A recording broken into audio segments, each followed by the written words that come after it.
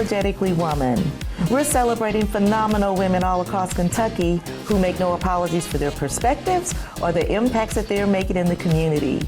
Today we're celebrating Shanreka Shackelford.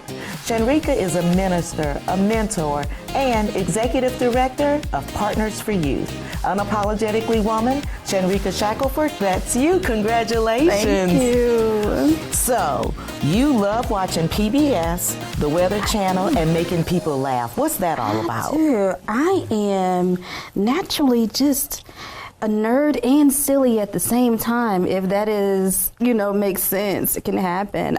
When it comes to PBS, I love the documentaries. My favorite on PBS is a professor by the name of Henry Gates Jr. He does a lot of historical Black, find your roots, what it is to be Black in America, Black in Latin America, all those things. So I love watching him. Wow. Yeah. And so you go from PBS to the Weather Channel. The Weather Channel. Are you a tornado Yes. chaser kind of person? From my living room, yes. I randomly took a weather class in college, maybe even two of those classes I took in college.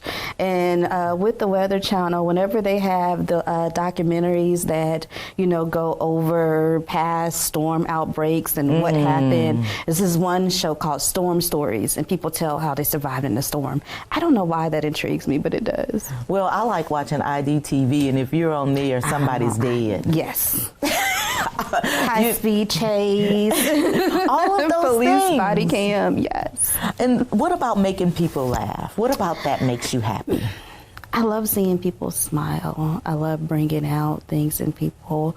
And so me can be very expressive. I don't know how that works out because I'm also shy, but being a person who loves people, shy or not, I want to make you laugh. Are you a and just see you prankster? smile. I am not a prankster though. I love to tell a joke. I love to demonstrate things. And so if I am telling a story, I got to do all the demonstration to it. It's not a real Do story. you change your voice and all of that kind of stuff too? To mimic what I'm doing? Yeah. All of that. All of that. That sounds so much fun. I do love to hear people laugh, and I love to bring people joy. Well, and I think we need a little bit more of that, where people are wanting other people to be happy and people are ready to receive it. So I think that's a wonderful thing. Absolutely. Joy in the world. Oh, well, and speaking of joy in the world, you moved to Lexington from Florida. I did. Tell me about that. I was actually following a job. I told everybody as soon as Marquise graduates high school, I'm leaving Florida. It wasn't my first time leaving Florida. I lived in Atlanta for a short time period. And so this time I wanted another change, but, try something totally different. And so I followed my job here to Kentucky. I was working on a third-party government contract, and that contract ended. And what the Kentuckians like to call Obamacare, that contract opened here. And I said, you know what? That's my opportunity. I never thought Kentucky, but you know what? Let me go give and it a see. shot. Yeah, very different. And so you've moved here, you did that for a stint, and then what was next for you? When I wanted to leave third-party government, I said, you know what, let me get into government for real and see what that is.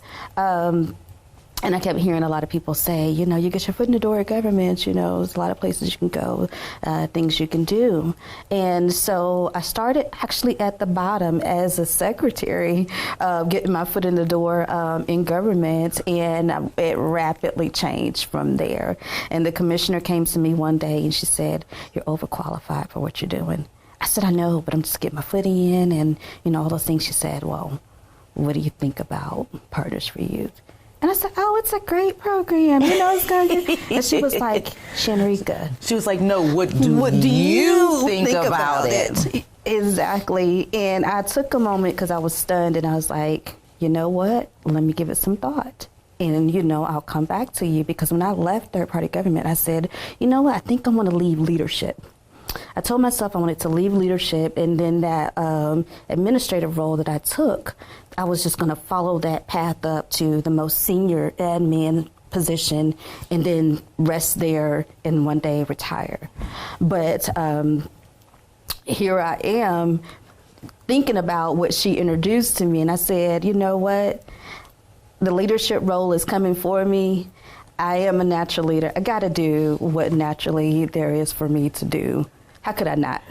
Well, and I think that it's when you think about someone coming to you and saying, hey, you're overqualified for what you're doing, you need to challenge yourself. I think that's not just brave for them to be able to say it, but brave for you to be able to receive it.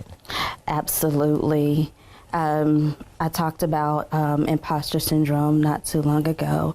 And sometimes we don't see ourselves fully. And other people are seeing you. And then sometimes you do wonder, what do other people see?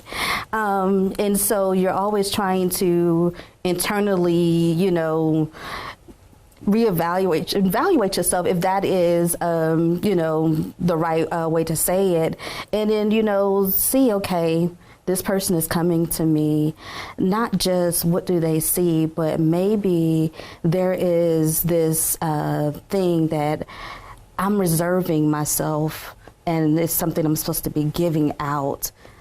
Let me take that and put it out to where it deserves to be, and that is to the people. But you've been really doing it and giving it to the people. You even opened your own business. I did, and that was by incident. One day a coworker who had came to my home, and she said, wow. She said, what can you do for me? And I was like, okay.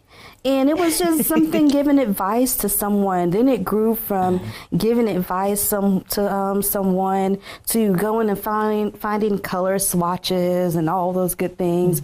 And then I've always been crafty. And so someone saw that I was making my own candles, and I had this idea to find a shoe mold and make a shoe candle. And people were like, okay, can I buy that one? Can I buy that? Can I buy? And then it just exploded. Yes. By incident. Somebody was like, can you do my wedding? And I was like, sure. I got it. And so it was so many different elements to the business, all of it wrapped around design.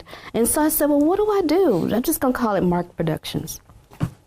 And so there you have that. Yeah. But you didn't stop there. You're also the director of the Family Resource Center at Total Grace.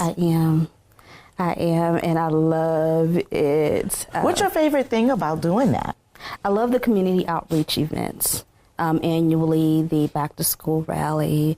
I love we got the Grace the Park coming up with the community Easter egg hunt.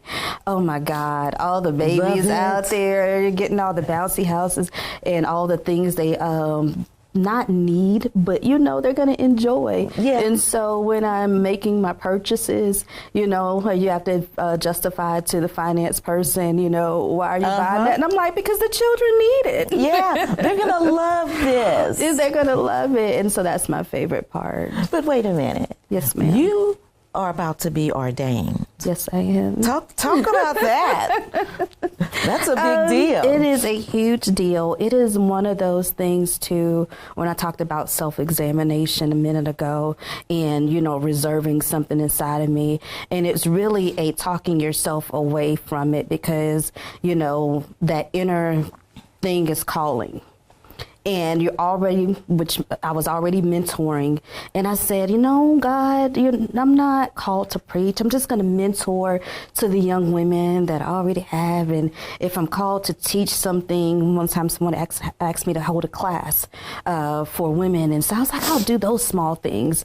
But, the urge and the push kept coming. And then, next thing you know, the first lady is like, excuse me, I need you to do this, this, and this. And you're like, what?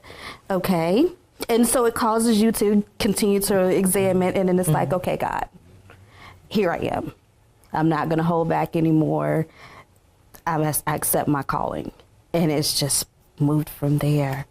And it's a weight lifted off when you finally say yes. Yes. Yes, completely, without reservation, and also gives you another perspective when you look in the mirror, and you're seeing what God created, and seeing yourself in the fullness. It's not a pride thing. It's just I really am awesome. And it's okay to accept yourself as being an awesome being. You said, I really am awesome, and owned it. And yes, and that's what we need to do more of. But even along the way because we all have a journey on where we've been. And mental health is a big part of your journey. Absolutely. It is a recent revelation of how much the stigma of mental health and getting over acknowledging that you have to not only self-care for getting your nails done and things like that, but self-care in taking care of that person inside. And, you know, I was asked actually in 2023 to join the Neighborhood Healers Program. And some other things came about. Number one, trying to get in this executive director role. And so they came back and they asked again, and I'm like, yeah. And so one of the questions that I was recently asked when it came to mental health is, you know, what does that mean to the Black community, and especially the Black woman? And I said, you know, I think that it is something that we have to get past being ashamed. That when it comes to mental health, it's not just about having some diagnosed disease, even though there's nothing wrong with that. It's about saying, okay, I actually feel this way and my feelings are valid. So why do I feel that way? Exploring that and then trying to, you know, work on it and work with it instead of going through all of these things and tamping down emotions and telling yourself that you're not valid. No, I'm valid. I'm angry at this moment and it's real. And here are the reasons why I'm angry. Right. Happy at this moment and I can't apologize for being happy at this moment. This is me. You know, all of those and things. All the things, and not being afraid to be able. You know, the best thing that I think about counseling is you can go and talk to somebody that's not related to you, and you don't ever have to worry about hearing what you say it again, or feeling like you're less than while you're there, or, you know, it can be really relieving, set you free. Yeah, absolutely.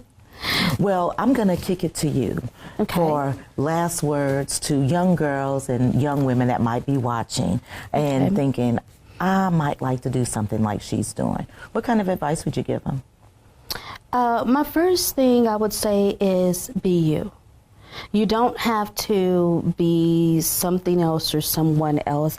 Continue to be you and explore those things that make you you. Meaning that if you have certain interests and things like that, just follow it and follow your dreams. Don't let anybody talk you down. Also, when you hit those bumps in the road, keep going. Keep putting one foot in front of the other. Never give up. And also, don't let anybody paint who you should be. Be authentically, unapologetically you. Thank you so much. Congratulations. Thank you. You guys heard it. You are going to hit some bumps in the road. There's no way around that. But just keep going. Don't let anything stop you from following your dreams, whatever that is, big or small. And continue to watch as we celebrate other phenomenal women in Kentucky who are doing amazing things. I'll talk to you soon.